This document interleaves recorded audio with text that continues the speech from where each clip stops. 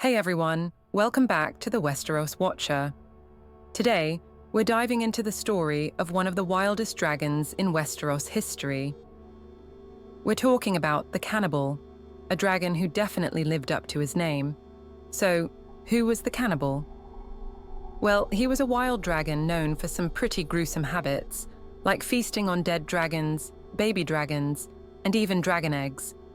This ferocious guy was around during the Targaryen civil war, the Dance of the Dragons, and amazingly, he was one of the few dragons to make it out alive.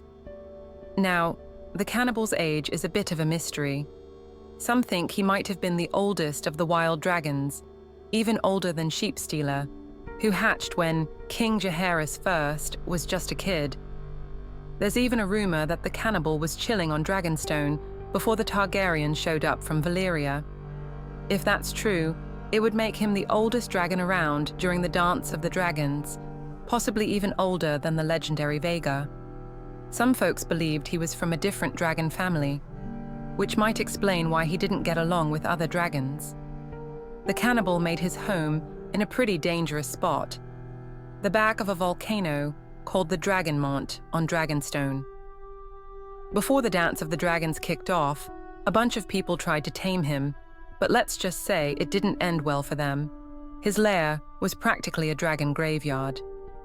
When Jaehaerys Velaryon called for more dragon riders in 129 AC, nobody was brave or crazy enough to go after the Cannibal. Anyone who did never came back.